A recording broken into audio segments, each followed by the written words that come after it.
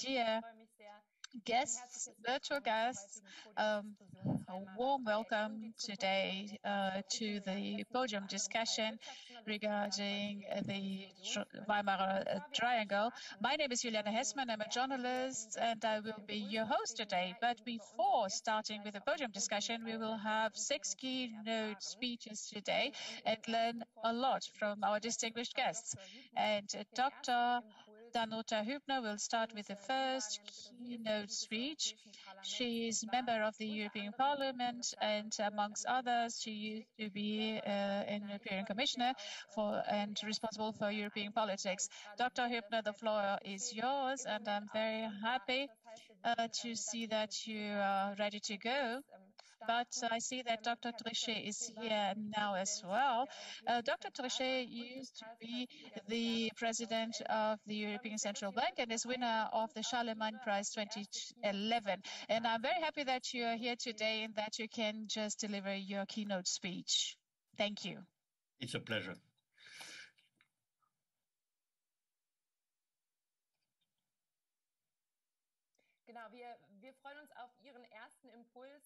We are also happy to listen to your keynote speech in order to start the conversation. The floor is yours. Thank you.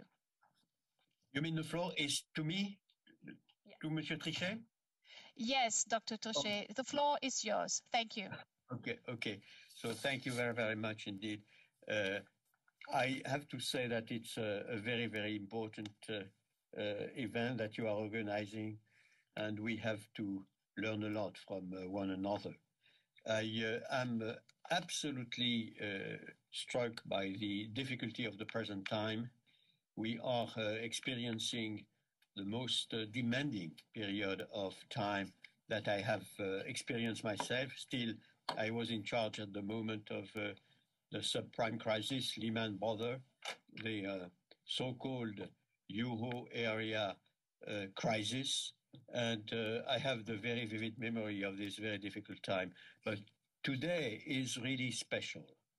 Today is special because we have simultaneously, for Europe and for the world, I have to say there is not much difference between the demanding, very, very demanding issues that we have to respond to in the US, in Europe, in the Euro area, and in the other advanced economy.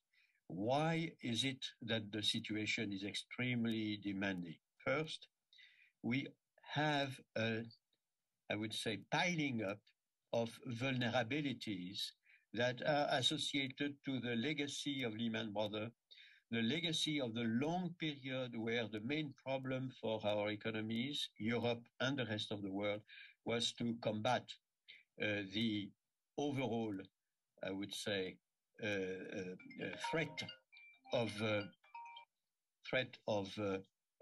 deflation. And during 10 years, the central banks all over the world had to fight against deflation. Then we had the COVID. But the addition of this crisis, namely the Lehman crisis, the immediate threat, grave and immediate threat of deflation in our economies, particularly in Japan and in Europe as well as the US, and then the COVID crisis have their own legacies. And we are now, in terms of overhang of public and private debt, at the global level, at the level of the advanced economy, and also at the European level, in a very vulnerable situation. And of course, this calls for a high level of responsibility by the European institutions, by the Council, by the Commission, by the Parliament, and also, of course, by each of our nations. On top of that, we have now war in Ukraine, which is aggravating the situation. So in this vulnerability situation, we have an extra element of vulnerability, which is associated with the Ukrainian war. And we have on top of that, the necessary change of monetary policy of the central banks of the advanced economy. I say necessary because when you have inflation, which is very, I would say, about to augment in a sustainable manner, you have to fight against inflation. So all this creates in a vulnerable economic and financial world, in a vulnerable European economic and financial world, but not only in Europe, but in the rest of the world, you have a change in the financial environment that is itself necessary.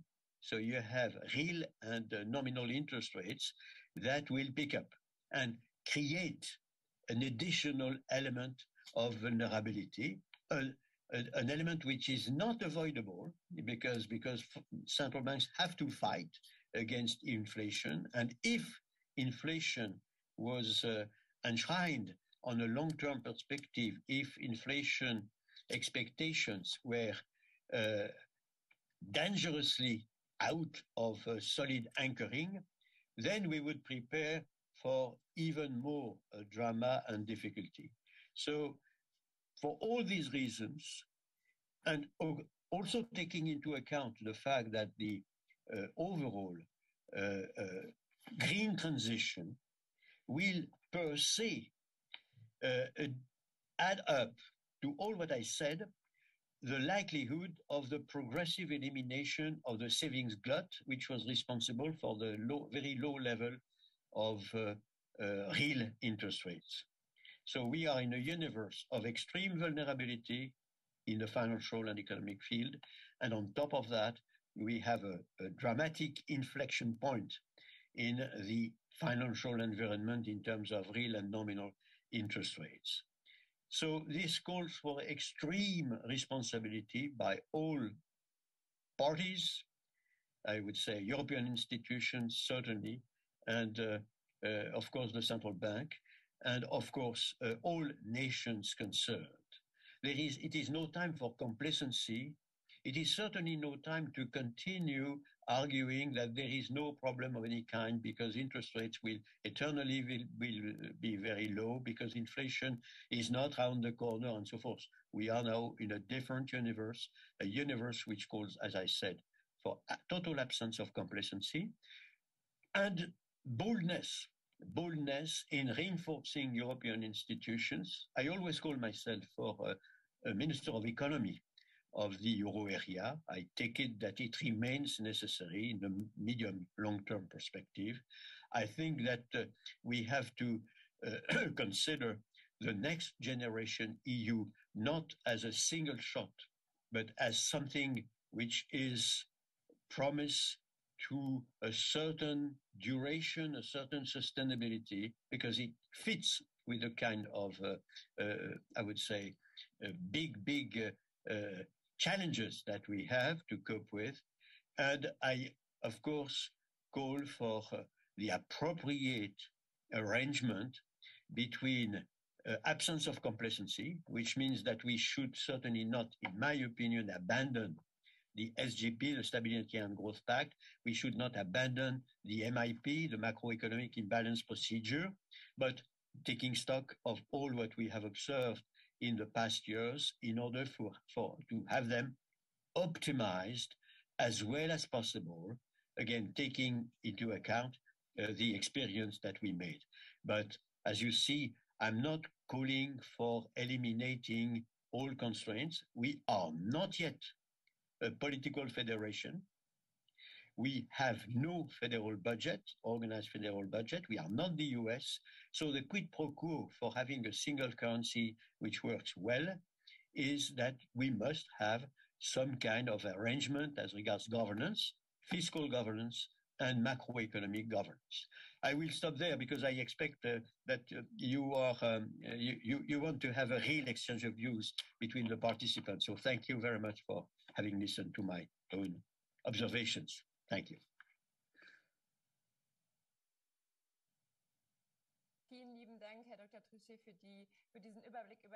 Thank you very much, Dr. Trichet, for this overview that you gave us about economics and also for your considering words. Now I would like to welcome Dr. Danuta Hübner. She's member of the European Parliament and used to be an European Commissioner responsible for regional politics. The floor is yours. Thank you. Thank you. Thank you very much, and thank you very much for bringing us together for this discussion on our future. And of course, when meeting today, it is very difficult for all of us to talk about the future of Europe without really having before our eyes the atrocities of Putin's aggression in Ukraine. And it also, the good news is also that we can remember where I remember the August 1991, can three ministers, Polish, Krzysztof Skubiszewski, Hansi Genscher and Roland Dima, they met in Weimar and they signed a 10-point declaration, in which they committed themselves to do everything to ensure for all people in Europe a decent life condition. And I think since then a lot has changed, and we have ended the tragic East-West division in Europe, and also we achieved a lot in terms of unity and cohesion in Europe. But the war around the corner tells us that the challenges are still there. Talking about Europe, and I was asked to bring to our discussion what's going on in this major debate about the future of Europe within the Conference on the Future of Europe. And I just would like to start by saying that the history of European integration is the one of change, of small steps basically every day. And Jean-Claude Trichet mentioned many of them, but we all know that from time to time there are huge milestones we have to pass to reach a big change also and move forward with our integration. And there are many cases. There was a single market, which was such a big change. We got rid of borders, we got our common currency, we had 7 enlargements. Still, when we look back, the last real big debate about the future of Europe was 20 years ago, the Constitutional Convention and the Lisbon Treaty then, which was also 15 years ago when it entered into effect. That was the time when Europe was still one of 15 member states. And since that time, the world and the Union has changed enormously. And we felt some years ago that we need a new debate. And this time it was also obvious that this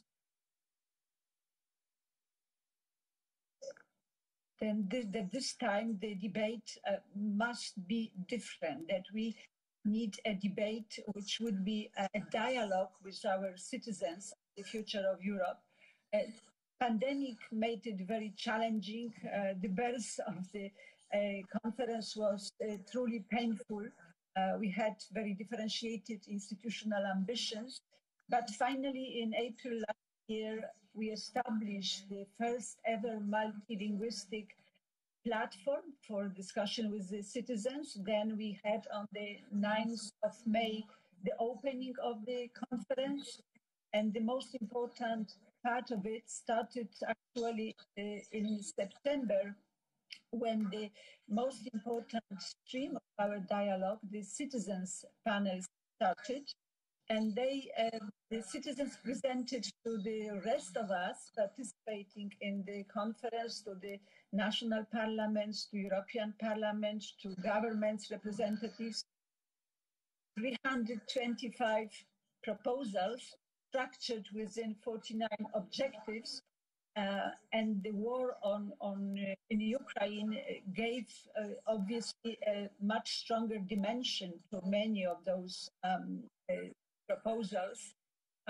But the most important thing is that the risk we feared that the conference might fail, that it did not materialize. And we managed last week to find agreement on all those proposals. They were endorsed by the plenary session of the conference. And when you look at those proposals, that are actually a well-structured package of the core needed reforms, from sustainable development through education, digital transition, democracy and values, the European Economic and Monetary Union, and all those issues which Jean-Claude Trichet mentioned, but also rule of law is there. Also the challenge of strategic autonomy, the resilience, the global role of Europe. All these issues are among the are covered by the citizens' proposals, and some of them will require treaty change. For example, health as a new shared competence of the European Union. For example, moving away from the unanimity, especially in foreign and defense and security policy. For example, strengthening the role of European Parliament. And we will have a concluding event of this conference next Monday on the Day of Europe. And I just would like to share with you my two takeaways, takeaways from the conference. I strongly believe that it's not only outcome of the conference, important as it is, which really matters. There is value of the process as such. I could see with my own eyes that the more citizens were engaging in shaping the future of Europe, the more ambitious, courageous, and future-oriented their ideas were.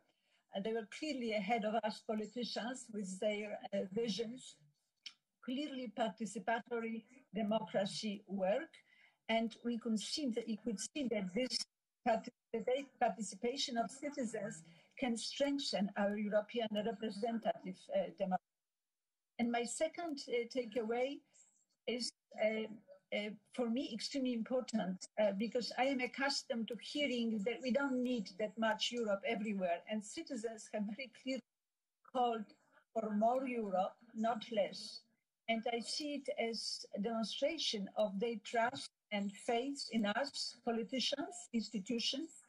It also shows, in my view, that their expectations that the Union, which was brought closer to them by this conference, will remain close and caring, and they also feel owners of Europe. And we politicians and institutions, we committed ourselves at the beginning of this process to deeply engage, which I think we did, and then also to implement the outcome. And we voted as European Parliament 2 days ago in Strasbourg a resolution calling for convening of a convention and activate the Article 48 provision for treaty revision.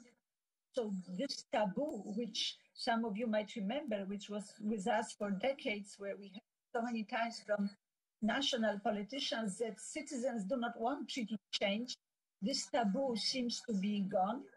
And I hope that the digital platform may be improved, but will stay. I also hope that citizens' assemblies will find their way to the treaties. And I think that Europe can only benefit from this double representative and participative democracy. Thank you for your attention.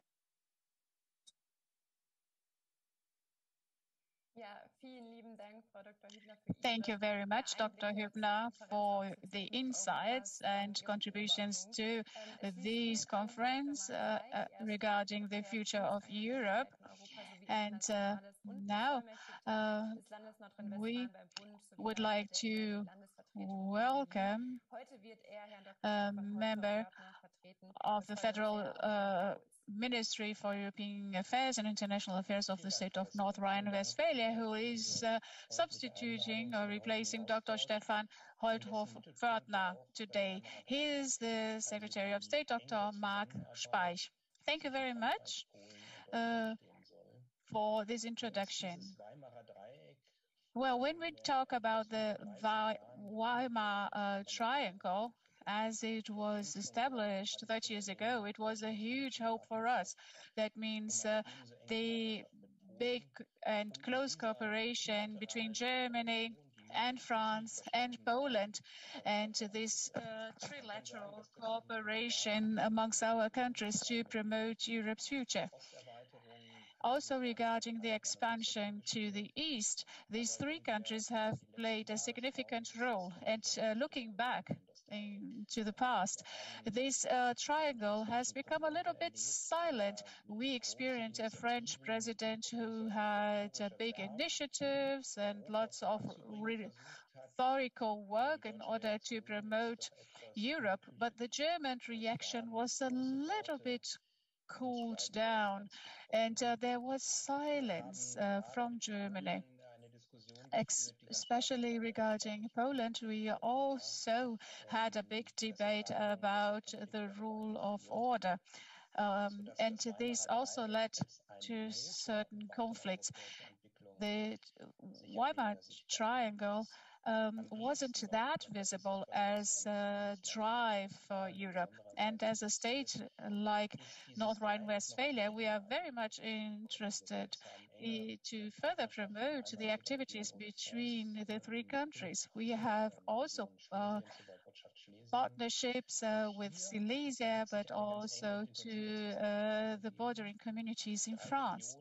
And there are many projects that we've carried out. So we see that all the three countries had a transition from an industrial past, moving on to new technologies and to new energy models. There is cooperation on the level of all three countries. Dr. Linden, in his introduction, has also put a mark here. The Russian invasion to Ukraine has completely changed Europe. Zbigniew Brzezinski, the former security advisor who died recently, who wrote a book, American Primary and Geostatistic Statistic Imperatives, talked about this as well, because the Weimar Triangle has a strategic positioning and importance here. Three countries who are very decisive for the balance of Europe. And now we are at a decisive crossroads here. We are in the middle of a situation that is unifying our countries, showing a unified approach here. And the decisive question is, yes, how Europe is going to position itself, and which conclusions we are going to draw from this invasion. The dramatic situation has been just described. That means unity is very important for us now, and also the will for politics, and also to take actions together with the US. Otherwise, we will be in a very difficult situation. And this conference regarding the future of Europe, as Dr. Hübner has just said, it is a really very timely, proper initiative. It has lost a little bit of a momentum, but on May 9th, the results will be also published under the auspices of the presidency of France in the European Commission, and will be presented by President Macron. And it is about moving on, not having a standstill in the European cooperation. The coalition agreement of the German federal government also offers some options to do amendments to the agreement. Also, a convention has been explicitly mentioned there. And President Macron has won the elections. And in Poland, there is a political will to stick to an European unity towards and against the common enemy, who today is Russia.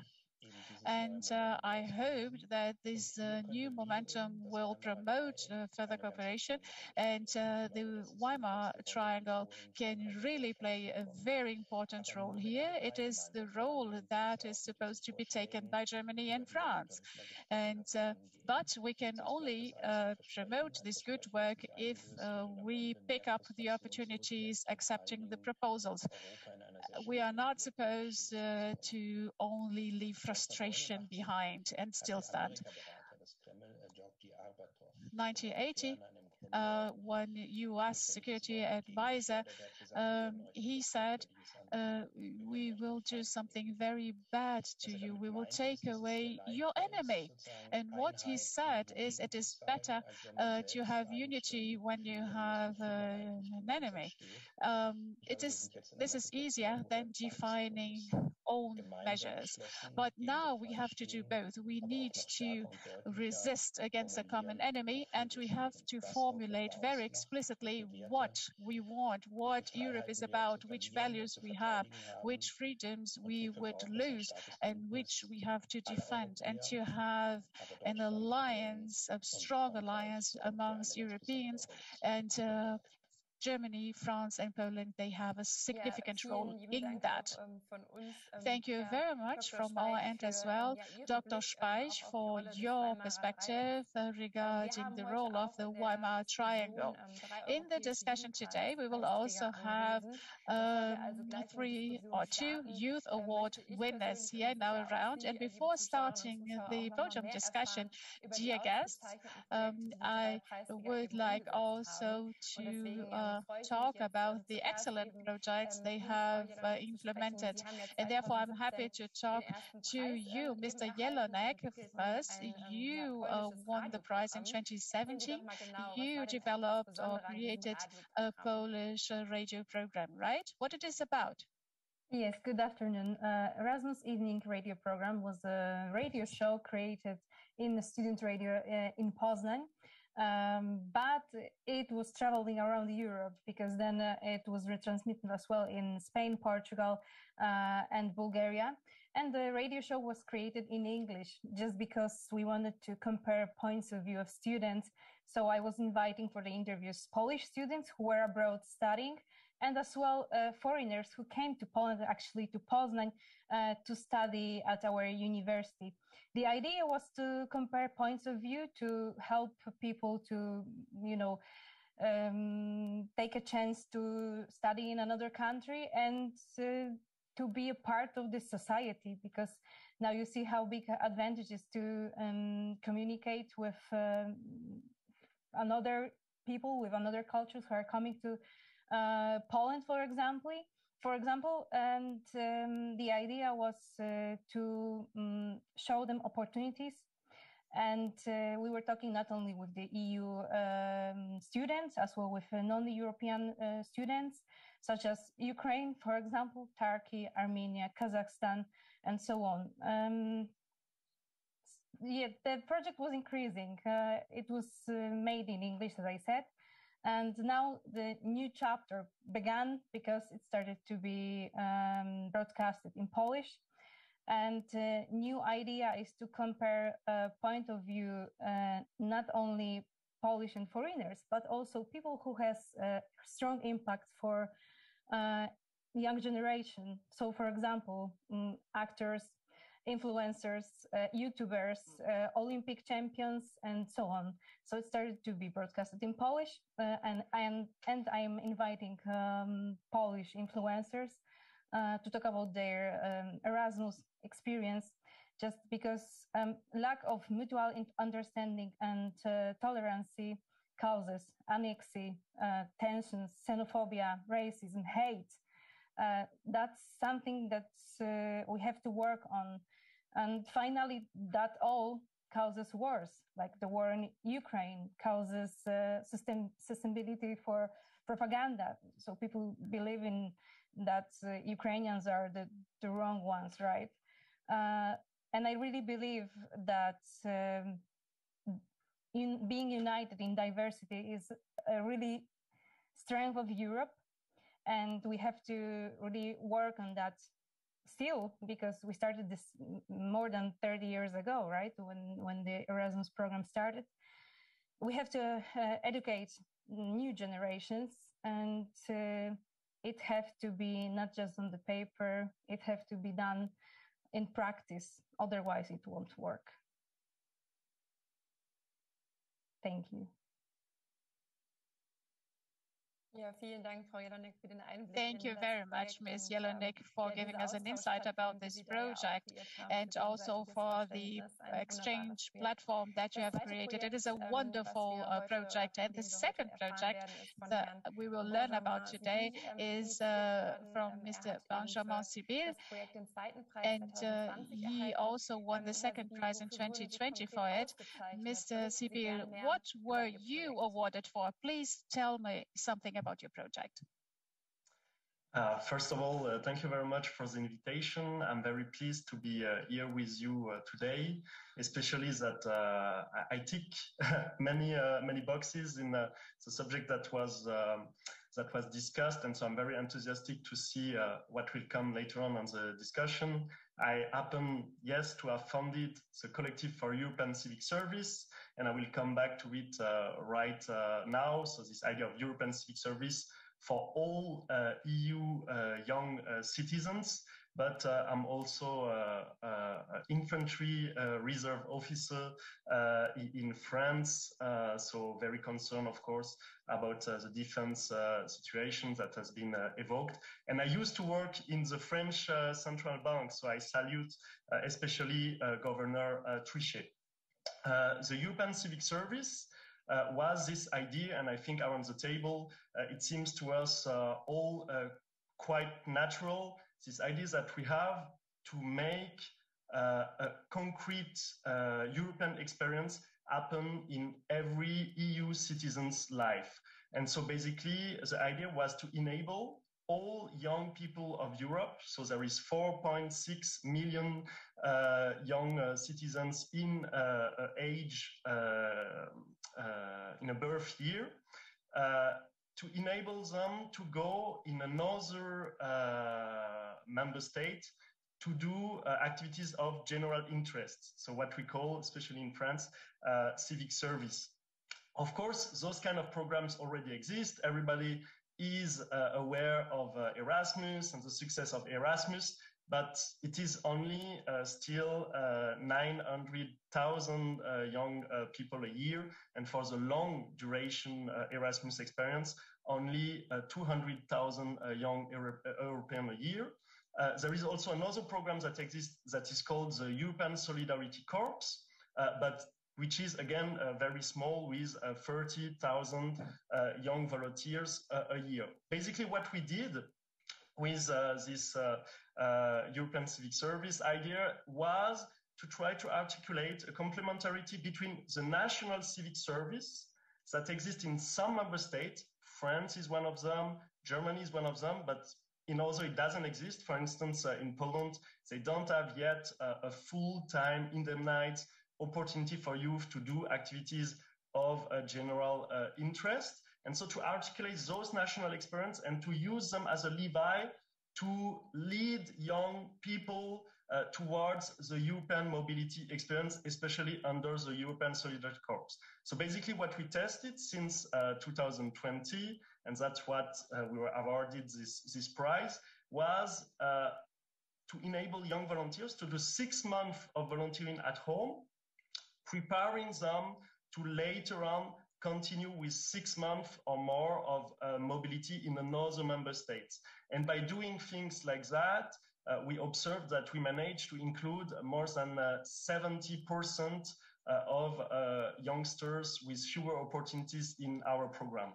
It continued later on, and actually after the prize that we got in 2021 because of COVID, this project and this idea, so not negating, of course, the existing European tools like the European Solidarity Corps, but the idea of prolonging them, to increase the ambition of them, and to making them more complementary of national tools existing to enlarge the reach.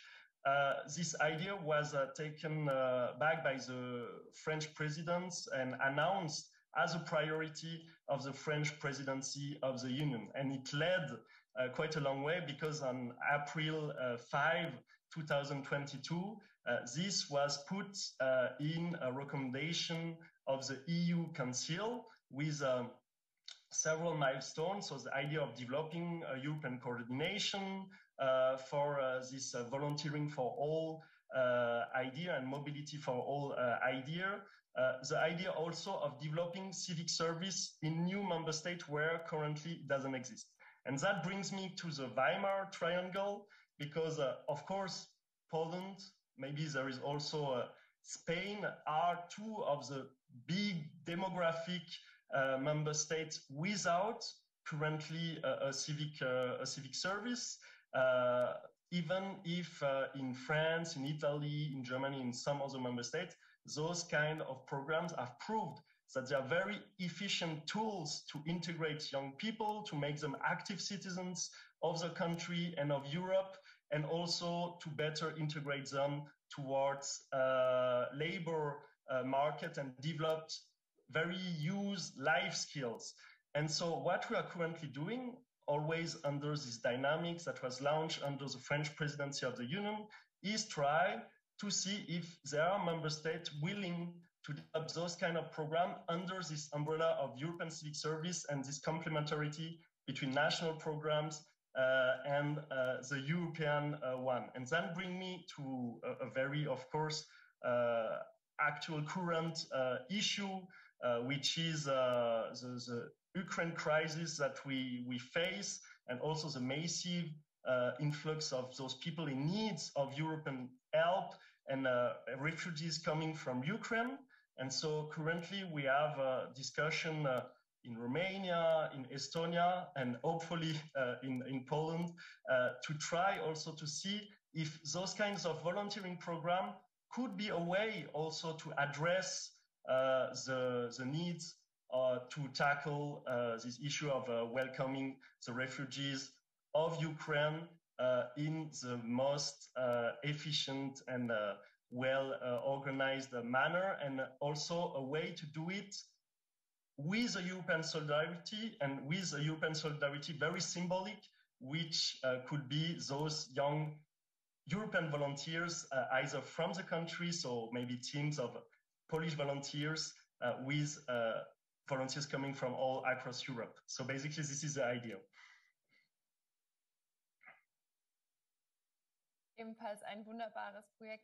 It's also a wonderful project, and it is so nice that you are extending it in order also to consider the present situation. Thank you very much, Mr. Sebil. Mrs. Sefa, you won the first prize in 2020, and you occupy yourself with an European Archive of Voices. What does it mean? Could you just please tell about your project? Yes, thank you. My name is Nora Sefa. I am a member of Arbeit in Europa e.V., and we have created the European Archive of Voices. That means we won the Charlemagne Prize in 2020. We are an association of Europeans, young Europeans, and at the time being, during the Brexit period, we just reflected upon how could we create some proximity to Europe during those times. And therefore, we had the idea to establish this archive to tell more about the European experiences. And then we just created a questionnaire of 50 questions regarding politics, religion, war, labor, family, etc. And we traveled to several countries in Europe and interviewed people from that specific generation, people who were born before the Second World War, people from all walks of life and professions, people who also had a specific role in public life. Adam Jarosz, a Polish colleague, and also Henrik Wills, a French politician. Jean Puissant also talked to Jean-Claude Trichet, and Simon Strauss also talked to the historian Mr. Strauss. And I would like to invite all of you just to visit our Archive of Voices. Well, we have polyphone storytelling about Europe that is marked by so much pain, also due to the war. But we can also laugh about the stories. There are many funny stories as well in the archive. And these stories, they just fill us with hope. I would like to emphasize one of the stories, the story with the Ukrainian Olev Branchok. He was interviewed by one of our Ukrainian colleagues, and he was born back then in Romania. He was professor for chemistry and he was a political activist, and he engaged himself for the independence of the Ukraine, also for the independence of the Ukrainian language. And only a few days after the invasion, he passed away on 28th of February, and it was very painful to hear that he passed away because he spent his childhood in the war and also died in war times. And this was the most important claim or promise that was given to Europeans, that there would be no war again in Europe. Thank you very much for your warning and very touching words, and also as you described the last interview. So these projects, they have something in common. It is about commitment to Europe. And this is also the topic about we are going to discuss today during this podium discussion. I would like to talk about this invasion of Ukraine. Dr. Speich also mentioned it at the beginning of his keynote speech. Do you think we need first a common foe, a common enemy in the European Union in order to have unity and to do things together? What do you think?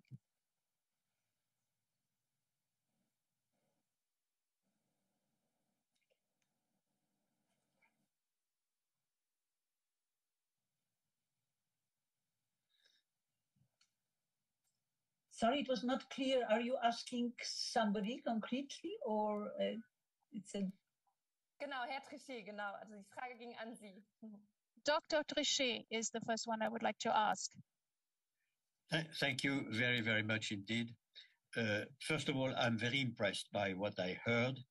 It seems to me that there is a degree of consensus, not only in the Weimar constituency, but also a larger consensus for unity in diversity. It was said very, very clearly by several speakers, for strategic autonomy of the European, for the rule of law, and I have to say, the mention that the war in Ukraine, which is a drama, absolute drama. My wife is of Ukrainian origin, so we are experiencing in the family what happens very, very, I would say, painfully.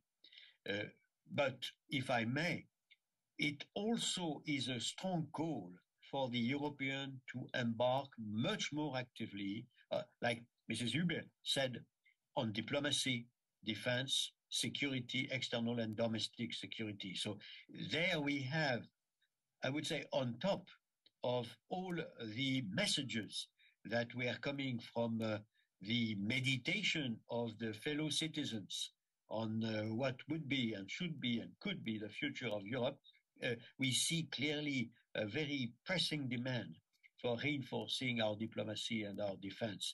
And my own country is very, very much on that line, if I may, which is not an easy line, which is a difficult one, but you can see a thread in the speeches of the President of France, which are very, very clear on that. And I have to say, from that standpoint, I salute profoundly some changes in the attitude of Germany, because there was some, reluctance before, and we see that the situation is calling for taking action. And of course, we could all see that Poland is totally united, of course, in the circumstances, and this is also very important. On Poland, I would say, in the euro area crisis, the fact that Poland was holding in the European Union very strongly played a major role. And I really consider, from that standpoint, that the Weimar concept is a very important one. Now, only to conclude from my part, what we heard from Gabriela, from Benjamin, from Nora is fantastic, because it's really action taken by the younger generation, and we must not, the European cannot remain eternally in the hands of those who were, I would say, anciens combattants, old warriors for Europe. And it's very rejoicing to see what was said by, again, the Prize Award, the Charlemagne Prize, Gabriela, Benjamin, and Nora. That's my, I would say, preliminary observation. Thank you. Ja, vielen Dank. Herr Speich, Thank you very much, Dr. Speich. My next question is for you. It is said that the European Union can only show its power by unifying, but we also see that the European countries, they have their own armies. Do you think that we should reinforce those forces? Well, during my introduction, I said that this war indeed will create a new European momentum, as bad as it is. And also regarding military and security matters, we need more cooperation. There are some topics that are not pleasant at all, also regarding armament, and there are already some initiatives. We are not starting from scratch in this defense area, but we could do much more, also regarding alignments, common projects, and also the military cooperation. But there is a less pleasant thing that is coming up. So it is not regarding the federal states or the regional cooperation, but it has to do with the European significance. It will be the significance of nuclear weapons. Will be politics of deterrence, nuclear deterrence. That means the Russians, they have nuclear weapons, and at the end of the day, we need the protection from the US.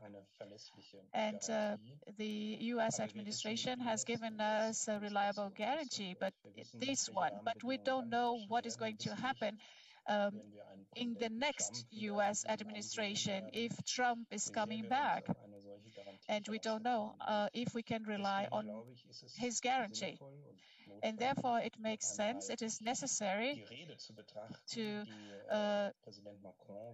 reevaluate the speech delivered by Mr. Macron. He talked about a common European solution, and we should reflect upon this. I know it's not quite comfortable, it's not quite easy to think about this, but we should really think about a European nuclear deterrence as a part, as a column of NATO. And if necessary, we should think about a European independence in this area. This is something that we must reflect upon. That means in a world where you have those enemies with nuclear weapons, in order to prevent nuclear conflicts from happening. Thank you very much. Next question to Mrs. Hübner, to Dr. Hübner. Considering the challenges we are facing right now, that we have discussed right now, we see that the EU must unify them much more, also commented now by Dr. Speich regarding nuclear weapons. Do you think we need to deepen much more this kind of cooperation within the EU?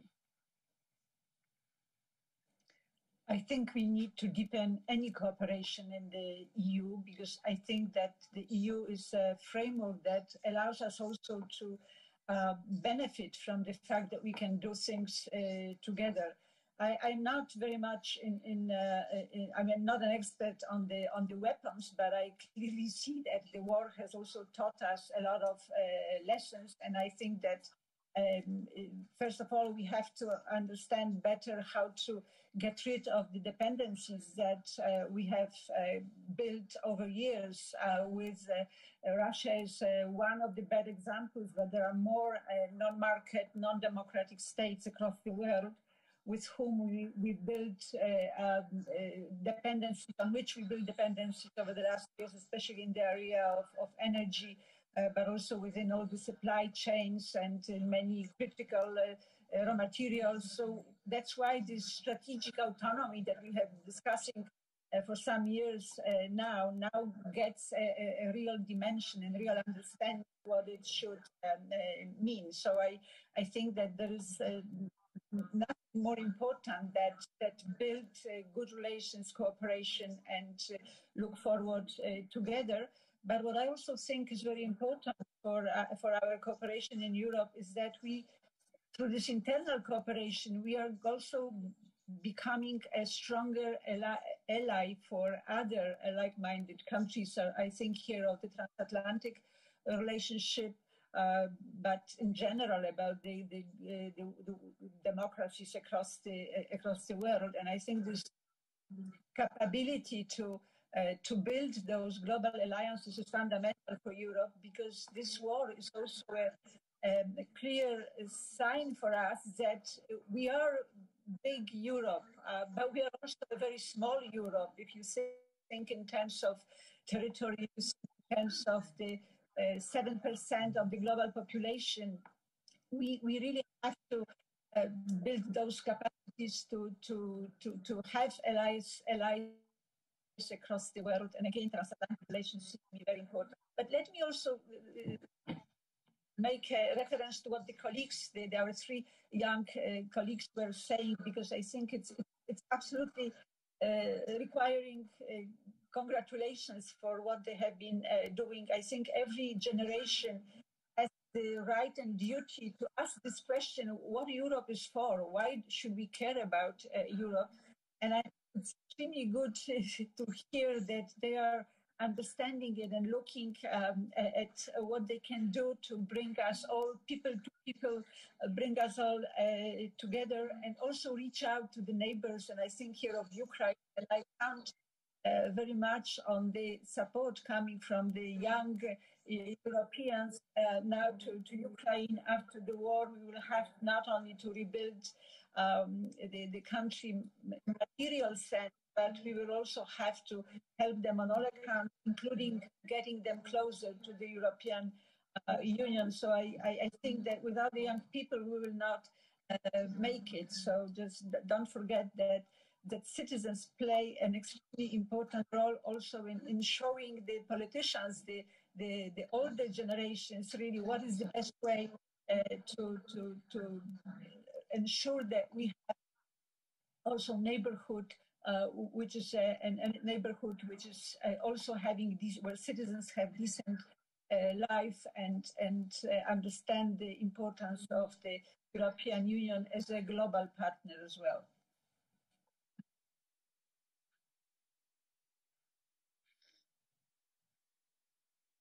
Vielen Dank, Frau Hübner. Thank you, Dr. Hübner. The European Union is often being blamed, saying that the EU is not democratic enough or too bureaucratic. And Dr. Hübner, you also talked and explained about the conference for the future of the future. Things are supposed to change. Mrs. Sifa, do you think this conference is the right tool to make sure that citizens will be involved and feel as involved and picked up? Yes, basically, yes.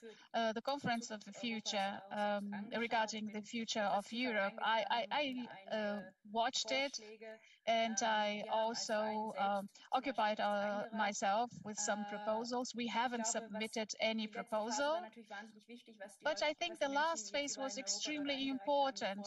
That means regarding the proposals that were submitted there, and also the selected proposals that were selected to be discussed. And I'm asking myself, I'm wondering what is going to happen with these proposals, because at the end of the day, nothing happens here. It can really go into to the opposite direction, and you would have the impression that has only been a show and that things will go back to business as usual. Ms. Jelonek, what do you think? This conference of the future, do you think the young people's interests were well considered and included? Because I think young people are very important for the future. What do you think? Was your input well considered?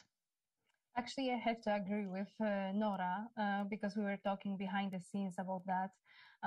That most of the time young people are very welcome to that kind of conversation, debates, and so on.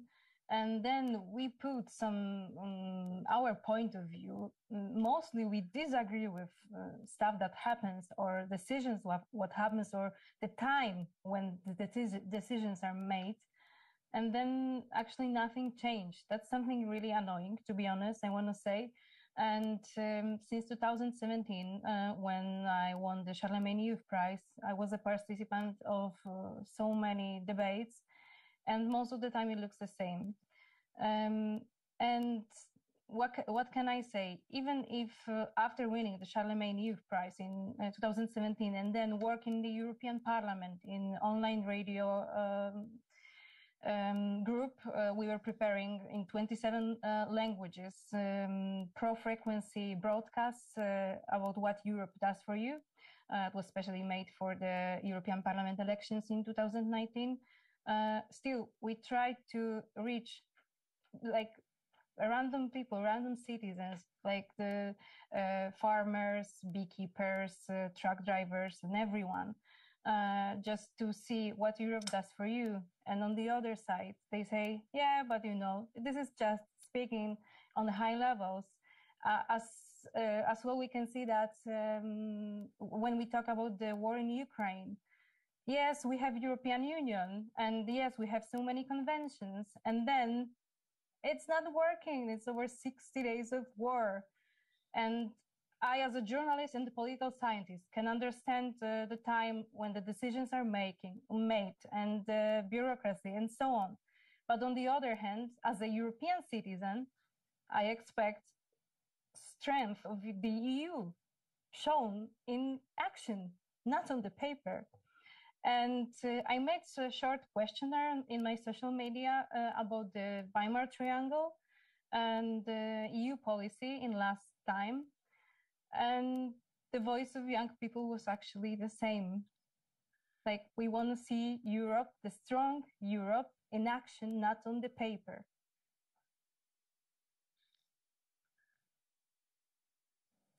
Vielen Dank für das Feedback. Thank you very much for your feedback.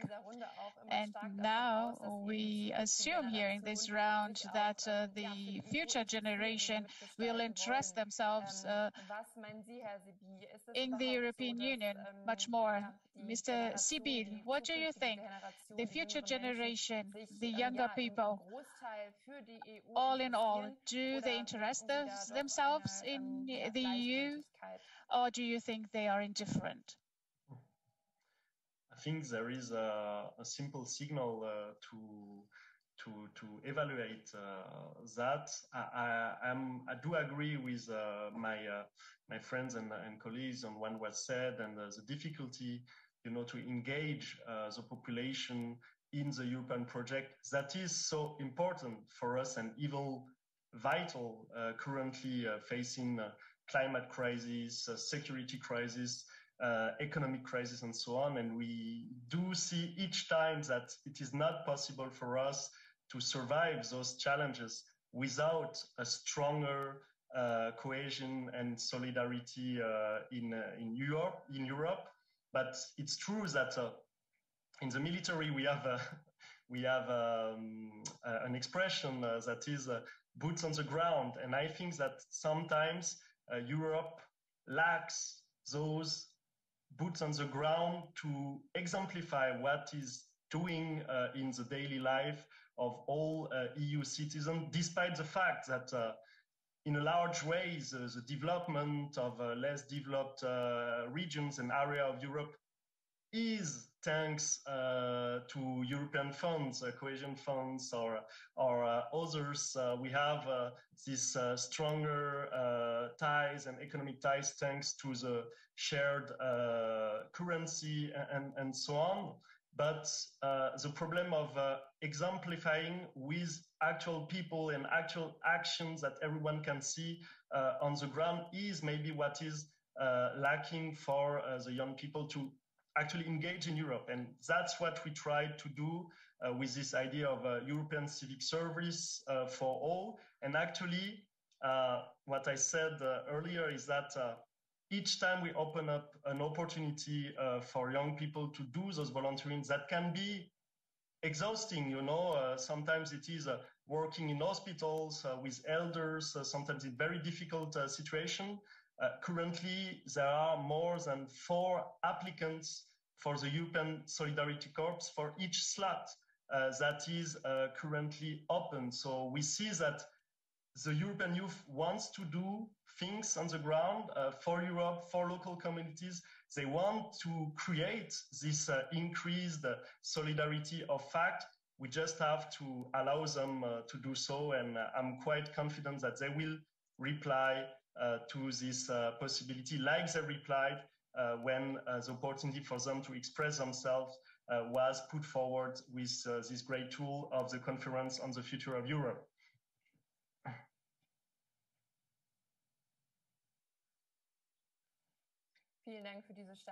Thank you very much for this strong answer here. If I look at the EU, Dr. Hübner, you've also said that it is very important to have a unified action. The cooperations and also the measures against Russia to respond to the murderous imperialism. Some countries have already applied for EU membership, like Ukraine, Georgia, and Moldova. What do you think? Can the EU currently afford to grow or to expand much more? Thank you for this question. Actually, you know, I've always believed that enlargements, we had 7 of them, that was the most efficient, the best European policy that served enlarging the democratic space on our continent. So thanks to the enlargements, we have indeed more democracy across the continent. And it is also, we shouldn't forget that European Union is also a democratic construct, because you have to be a democratic state to be accepted as a member of the European Union. That's why Spain and Portugal and entire Central Eastern Europe, how many years we have been waiting to join the European Union. And also, if you think of Ukraine, especially about Ukraine, they have started to, in 1994, they had the first agreement with European Union Partnership Cooperation Agreement, and afterwards all the efforts towards association agreement. We sometimes forget that Ukraine today, since 2017, is an associated country. We had a special Eastern Partnership policy also for countries like Ukraine, and I've been always against this assuming that for European Union to start again the enlargement wave, we have to consolidate ourselves better. I don't think this is the right approach. We cannot actually afford it, because Europe is changing all the time. It is all about change. There is never a moment where we could say, okay, we have done everything, it's all fixed, so now we can think of enlargement. Europe is also changing through enlargements, and that's why I trust that Ukraine will be accepted as a candidate country as soon as possible. We have many of us, also European Commission, but the Parliament, we have been involved in supporting the change in Ukraine for years, including the civil service that Benjamin was talking about. So I think Ukraine has invested enormously in just preparing for the accession in the in the future. Now, of course, the additional challenge is the material reconstruction of the country. But I think Ukrainians need also hope and this commitment from the EU to prepare Ukraine, because Ukraine also understands that they have to strengthen European Union, so they cannot be a burden for the European Union. So I think if we help them, they can, I think, get ready for the accession faster than we. It took us 10 years in Poland, for example. So I trust that it is in the interest of the European Union, and it is in the interest of the democracy across the continent. And I hope nobody will be afraid of the reaction of Mr. Putin on this. But we have to help Ukraine a lot. A lot remains to be done, and it's not a special solution, a fast track. It is in line with the treaty, but it has political importance as well. Thank you very much for answering the question. In addition to the 3 possible new candidates, there are already 5 others, Balkan states and also Turkey. What is the status quo of the present negotiations, and how realistic is the timely accession at all? Ms. Dr. Speich. Well, a timely accession, it is not to be expected except for Turkey. But in case of the other countries, we need to recognize that in addition to the common framework conditions of accession, we are seeing that the geostrategical condition is changing. We see that Serbia is very concerned. There are new developments as well. And we see at the same time that Russia also wants to destabilize other countries. And therefore, we need to involve these countries. And Dr. Hübner, I agree completely with you. And I think the biggest problem about the accession structure is that we know the candidate structure, but then we need to know more. That means before we close the chapter, we need a symbolic intermediate status. Without offering the entire complexity of a full membership. We should reflect upon this accession process. So that means that the candidates don't feel frustrated. The bigger the frustration is, the more they become vulnerable to be influenced by other big countries. We should reflect upon our mechanism, because accession has also a geopolitical dimension here. Well, my last question today is dedicated to Dr. Trichet. It is about a view into the future. Dr. Trichet, what do you think this war in Ukraine, which impact will have in the long term on the European Union? Well, first of all, I would say we are in a period of dramatic uncertainty. So it is impossible to say what will be the consequence, because I have in mind several scenarios. We could have a long-lasting war at the level of Ukraine as a whole, looking very much like the Donbass situation since 8 years, with 14,000 dead. Fatalities on both sides. We could have doubling down of Russia with biological weaponry, chemical weaponry, or nuclear weaponry. It's not excluded, would be totally dramatic, would be a bifurcation in history of extreme gravity, but the words are launched. Some members of the government are mentioning nuclear weaponry utilization.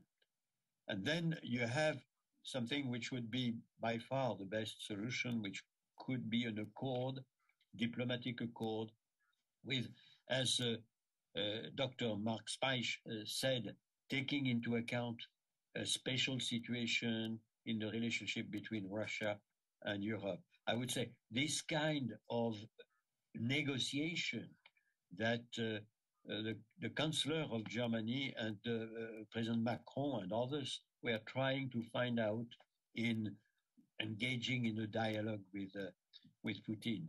So again, so many different possible options that history can engage on, that I would only say the common factor is the European cannot, and again, I'm in full agreement with Dr. Mark Speich, we cannot rely eternally more than 70 years, more than 75 years, even more than that. After World War II, we cannot eternally rely upon the umbrella of the United States of America. Of course, the change of umbrella will not be done overnight. It's a very long process, but it has to be discussed. It has to be meditated now, in my opinion. And of course, with a view to be fully credible and to replace the present security which exists. But as it was said, we don't know who will be the next president of the US, so it remains fragile. And the European cannot eternally again. From time to time, I project myself at the end of the present century. What you have when you ask academia on what would be important at a global level, which entities would be important at a global level, they very often say, first, China, number one in terms of GDP and in terms of geostrategic influence. Second, but very close, India, the same. Single market with single currency and single defense and diplomacy. And then you have the US. The US, much more modest in size than China and India, according to this academic research. Then you have, or not, the European. If the Europeans are not united, including in terms of geostrategic might and influence, they don't exist at all. They are not in the first 10, they are not in the first 20. We are in a totally different universe as regards Europe. If Europe is united, then we would be number 4 in the world of the end of the century. Immediately after us, there would be Indonesia. So if we do not exist as a single entity geostrategically, we would not exist, and the number 4 will be Indonesia. So forget about the names. I was dropping names. But nevertheless, I think it is telling on the rapidity with which the world is changing, and we cannot miss the train. We have no right to miss the train, not only for us, but for our children and our grandchildren, which are at stake, of course. Thank you.